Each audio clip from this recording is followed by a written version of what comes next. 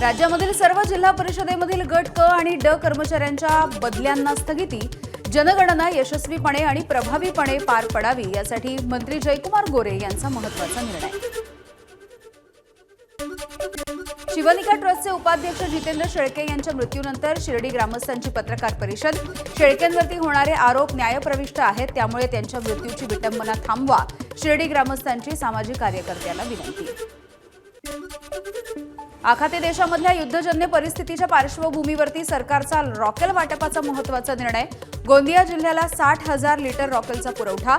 सध्या गरजू कुटुंबांना रॉकेलचं वाटप केलं जाणार आहे. जिल्हा पुरवठा अधिकाऱ्यांची माहिती.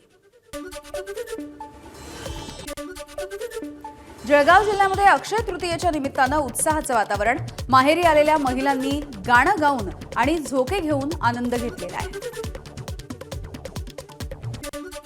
वाशिम जिल्ह्यामध्ये एप्रिल महिन्याच्या पहिल्या 10 दिवसांमध्ये 555 मेट्रिक टन खतांचं वितरण. गेल्या वर्षीच्या तुलनेमध्ये तब्बल 43% वाढ झाल्यामुळे कृषी विभाग अलर्ट मोडवर आलाय. मागच्या वर्षी एप्रिलमध्ये केवळ 13 मेट्रिक टन खताची विक्री झाली होती. साताऱ्याच्या खटाव तालुक्यामधल्या विसापूर इथे ग्रामदैवत श्री वाघेश्वरी नवलाई देवीची यात्रा. या निमित्तानं भव्य बैलगाडा शर्यतीचं आयोजन. पुसेगावच्या चंद्या आणि चिलेवाडीच्या सर्जा या बैलजोडीनं प्रथम क्रमांक पटकावलाय. दूरदर्शनचा सुवर्णकाळ गाजवणारे ज्येष्ठ प्रतिभावान निर्माते, दिग्दर्शक आणि कवी अरुण काकतकर यांचं निधन झालंय. पुण्यामध्ये वयाच्या 79व्या वर्षी त्यांनी अखेरचा श्वास घेतला. दूरदर्शनवरच्या शब्दांच्या पलीकडले या प्रसिद्ध मालिकेचं त्यांनी दिग्दर्शन केलं होतं.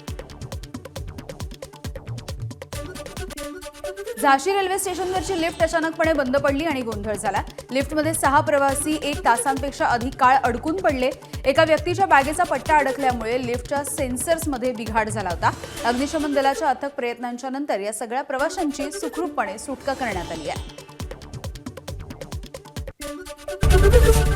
एबीपी माझा, उघडा डोळे बघा नीट.